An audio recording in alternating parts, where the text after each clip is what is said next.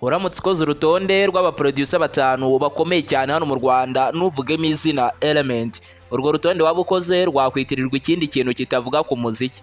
Uyu ni umuproducer wagaragaje ubuhanga buhanitse mu gutunganya indirimbo, wongeyeho n'ubuhanga buhambaye mu kuziririmba.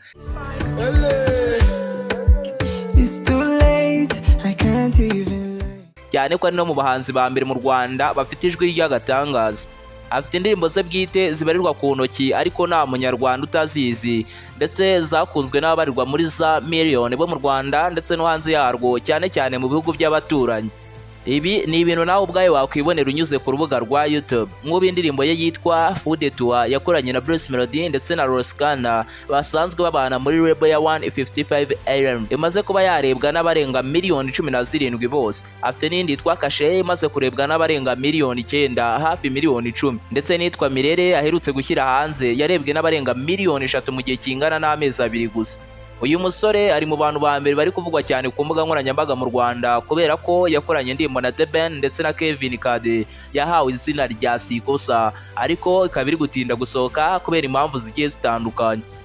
Ese ni gute Sikosa yajemo amakosa adasobanutse bigatuma isubizwa inyuma mu gusohoka? Ese koko haba hari igihe kigera umuhanzi nawe afite uburenganzira bwo gusohora indirimbo cyangwa akabuzwa kuyikorana n'undi muhanzi? Kwibaza ibyo mbere yo kumenya 155 AM abari bo nabisobanura nko kubyina amatangazo kandi umuziki nawe uri buze nyuma. Ushobora kuba utarasobanukirwa, ariko indirimbo Sikosa abayirimo bose ni abahanzi bakomeye cyane kandi bakunzwe cyane hano mu gihugu cy'u Rwanda.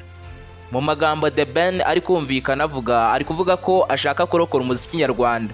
Ese iyi mvugo yuzuyemo imigani nk'iyo mu byahishuwe yo yabihishemo iki? Hari n'amakuru avuga ko impamvu indirimbo iri gutinda gusohoka ari uko so ya Bruce Melody itigeze yamamara cyane, bakaba bashaka yuko ibanza kwamamara nta yindi ndirimbo ije ngo uyikuzeho. Ese koko ibi byo byaba ari byo? Cyangwa impamvu nyamukuru nuko Element yayigaragayemo agakorana indirimbo na lebel mu busanzwe utumvikana n'ubuyobozi bwa 155 AM? Ibyo nibyo tugiye kurebera hamwe muri iki kiganiro gicukumbuye. Muhawe ikaze kuri channel ya Bubex Pro, aho ukurikirana ibyegeranyo byiza biteguranye ubuhanga byibanda ku myidagaduro. Niyo mpamvu ukwiye gukanda subscribe ugafungura akazogera kugira ngo ntuzajye ucikwa na rimwe ibyo tubategurira umunsi ku munsi. Ndi Aime Christian, ikaze. Mbere ya byose, ubundi Element ni muntu ki? Yakuriye mu buhe buzima, cyangwa se ni gute yaje kuvamo producer akavamo umuhanzi uyu munsi bazwa mu b'imbere ku rutonde rw'abahanzi bakomeye mu Rwanda? Element amazina ye nyakuri ni Mugisha Fred Robinson, yavukiye mu karere ka Karongi mu ntara y'Iburengerazuba. Yize amashuri abanza mu karere ka Karongi ndetse n'ayisumbuye yayize ari hataha. Yasoje amashuri yisumbuye muri 2018 mu ishami rya M+, Mate, Physique ndetse na Computer Science. Element ni imfura mu muryango w'abana bane. Mu buryo budasubirwaho rwose, uyu munsi abarizwa mu b'imbere ku rutonde rw'abaproducer b'abahanga ndetse n'abahanzi bakomeye mu Rwanda. Yewe hari n'abajya bavuga ko ariwe wagakwiye kuyobora runo rutonde, ndetse abakurikiranira hafi iby'umuziki nyarwanda bavuga ko Element atanga icyizere cyo gukora indirimbo zagera ku ruhando mpuzamahanga. Element yaje kuba agana umuziki muri 2018 akirangiza amashuri yisumbuye. Element yaje kugana Country Record nk'umuhanzi ushaka gukoresha indirimbo. Iki gihe producer witwaga Aizo yamukoreye indirimbo ku buntu kubera uburyo yari yakunze imiririmbire y'uyu musore, ariko iyi ndirimbo ntago yigeze ayisohora ngo ayishyire ku mugaragaro. Impano ye kubera uburyo yari yakunzwe muri Country Record yatumye asabana bikomeye n'ubuyobozi bwayo. Isibye kuririmba byari byamujyanye, yanaberetse ubuhanga afite mu gucuranga ndetse no gukora beat z'indirimbo. Nyuma yo gukora iyi ndirimbo bakanakunda imiririmbire ye, Element yaje gutaha yisubirira Karongi iwabo. Nyuma y'iminsi, Ndahimana Jean Paul uzwi nka Nupuja, umuyobozi wa Country Record, yaje gushaka uko yafasha umuhanzi mushya yari yabonyemo impano ikomeye cyane. Element waririmbaga Afrobeat yagarutse i Kigali yiyemeza gukora imiziki. Gusiragizwa kenshi mu producer benshi byatumye umusore wari ufite impano yo gukora no gutunganya indirimbo z'abahanzi afata icyemezo cyo kwinjira muri uyu mwuga. Muri 2019 Element yatangiye gutunganya indirimbo mu buryo bweruye. Iki gihe yakundaga kuba ari muri studio ari gukora beat zigiye zitandukanye, ariko nta muhanzi yari yagakorera. Nimba wakunze iyi video wayiha like kandi ukibuka gukanda subscribe kuri channel ya Bubex Pro kugira ngo ntuzajye ucikwa na rimwe ibyo tubategurira umunsi ku munsi. Element yaje gufata icyemezo cyo guhamagara Bruce Melody ngo amukorere indirimbo. Icyakora ntabwo uyu munsi yabashije guhita abyumva. Ati nashatse ndimero ndamuhamagara mubwira ko mfite ibintu nakoze kandi numvaga bikoramo indirimbo nziza. namusabye kuza yakumva bikunze tugakorana. Icyo gihe ntabwo yamaye igisubizo bituma ntekereza ko yabisuzuguye. Gusa byarangiye Bruce Melody agiye kureba Element ndetse birangira amukoreye n'indirimbo. Ubwo imikoranire yabo naho yatangiriye ndetse yahise atangira no gukorera abandi banzi bagiye batandukanye kandi bakomeye mu Rwanda.